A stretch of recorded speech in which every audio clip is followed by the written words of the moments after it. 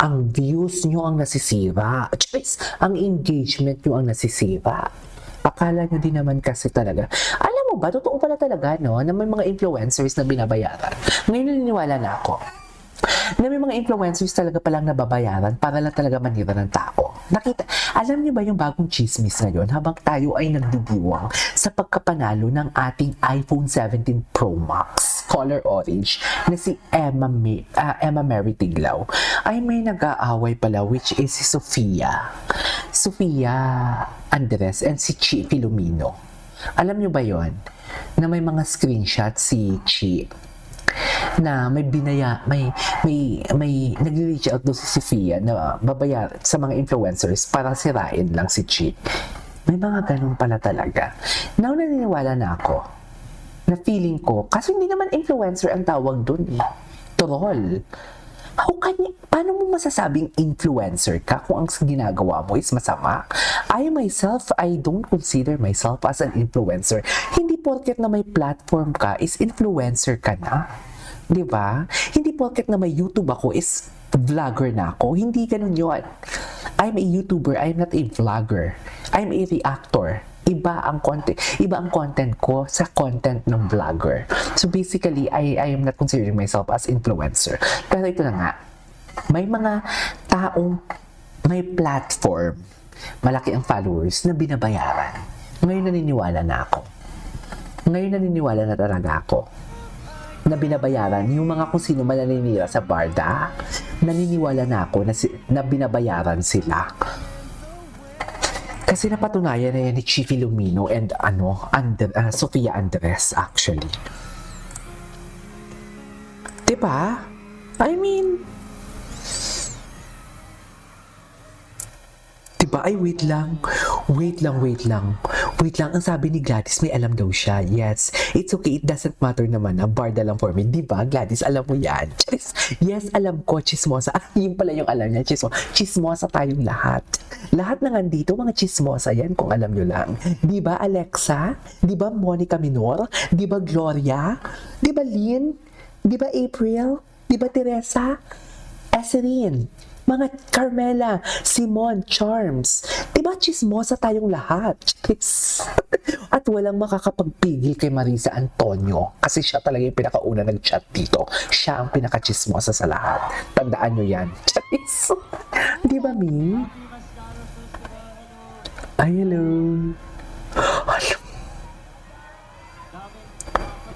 Daming gwapa. Yun lang. Okay ka na sana, Ginoo eh. Kaso nga lang, nagsabi ka pa ng gwapa. Ayaw ni Barbie niyan. Yes. Kami pa namang mga babae. Ayaw namin yung mga property naming lalaki. Ayaw namin tumingin sa iba or mag-compliment sa iba. Yes. Ayaw ni Barbie niyan. Ay, hello. Kagwapo. Gwapo ba? Ito.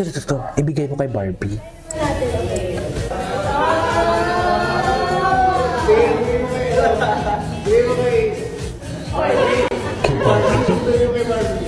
So, ibig sabihin yan.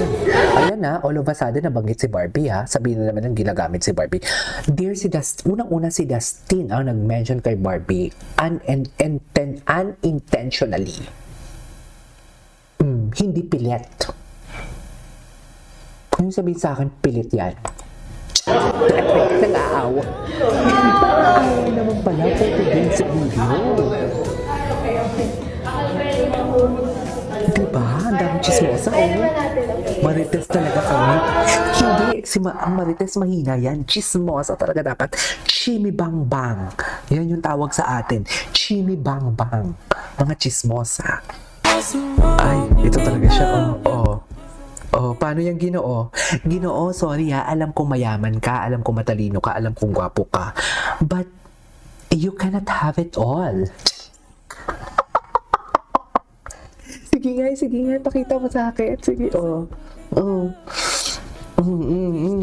gakirikisi, sige na, Ay, ano yun?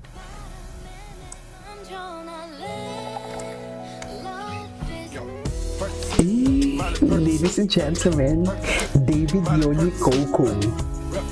Diba? Yan ang sinasabi ko. Tingnan natin si Barbie Fortesa. Barbie Fortesa. Nangigigil ako eh. Chess. Diba? Tingnan natin kung anong atake ni Barbie. Tingnan natin kung may... ito. May interview. Ito yung sinasabi kong interview. Ayan na siya. Diba? Iba talaga si Barbie. Nurin na nurin talaga siya, no? Oh.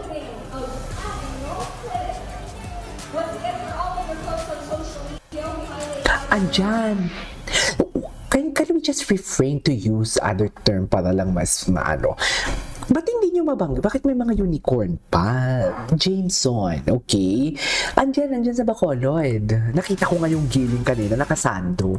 Please. Andyan. Nakasando. Nakasando siya. Oh. Ganun ba talaga dapat, ma'am? Oh. Ladies and gentlemen. Oh. Ganun ba talaga dapat? May sarili talaga siyang ring light, ma'am. Isa totoo lang. Very Emma Tiglaw ka dyan, Barbie. Tak, oh. Miss Venezuela. Oh.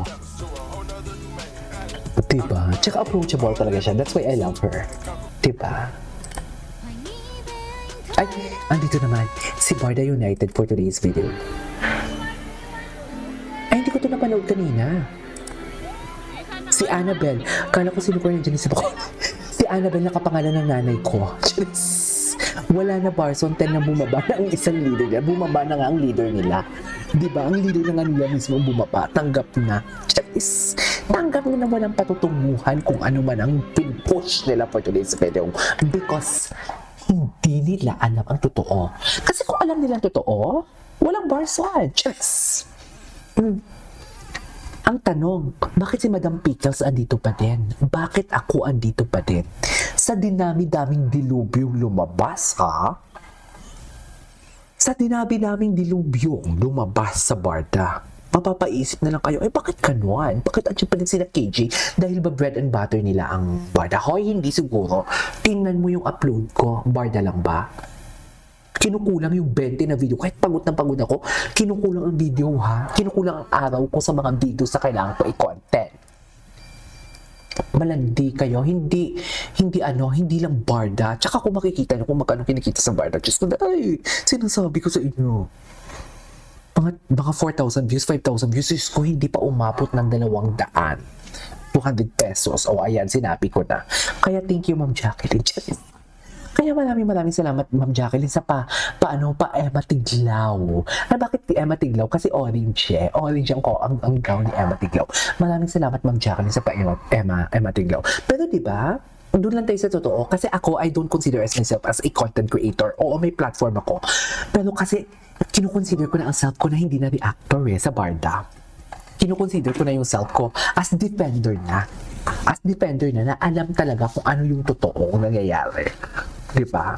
Sinisira nila si Barbie sinisira nila si David. Kahit sabihin mo yung ginagawa nilang kwento na yan is para kay David lang. Hindi, dama yan si Barbie. Dama yan si Barbie. Kasi kaya nga Barda, diba? Oh. Ano? Tigil natin to. Charis! Eme! Diba? Yan ang sinasabi ko sa inyo. Charis! Tayo na po lahat dito matatag at panatag. Pero ang Barbie dalang tao ng Song Ye Kyo ng Pilipinas. Actually, wala akong kilalang Song Ye Kyo. Totoo lang. Anyways, tapusin na natin to. At mag-i-edit pa ako. Abangan niyo yung upload ko. Marami akong upload. Ay! Anyways, ganda ni Barbie. Ang ganda niya talaga. Suffer. Approachable siya, no? Nakukonsensya talaga kung gumaganya-ganyan si Barbie. Nakukonsensya ako kasi isa ako sa mga cloud chaser talaga dati. Hindi pa ako content creator na. Isa ako sa mga sumasakay sa cloud na mga kung ano-ano. Ay, balikan natin to. Balikan natin to. Gusto ko lang painitin yung ulo mo. Diba? Francia Chanel, shout out. Oh. So Loki, after lang, yung totoo, Jameson, after nyo magpa-holding hands, kasi sabi mo nga, di ba, madudula si Barbie, tapos sa'yo sabi mo, Loki, yung totoo. After all, dumaan kayo na doon sa gala night na maraming camera, yung totoo. We're happy now. So, mas maganda We're happy mga now. lumalabas sa social media ng pictures ni holding hands. No. No, di ba, ang cool niya talaga, no. What you say is what you get. Totoo po. Ibang-iba talaga sila ni David. Sa totoo lang, kung mapapanood mo to, kahit hindi to si Jameson, kahit ibang tao to, masasabi mo talaga, ang lakas ng apog niya. Di ba?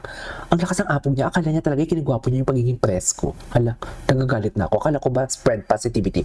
Okay, hindi ko kasi mapeke yung reaction video ko. Ganun talaga, may sariling bibig. May sariling utak yung bibig ko. So, itigil na natin to. Nagiging masama na ako sa kwentong to. Diyos! Itigil na natin to. Hindi pwede to. Hindi pwede to. Ako ang masama. Hindi. Diyos. Perfect ako. Diyos, Erin. Uy, tama na to.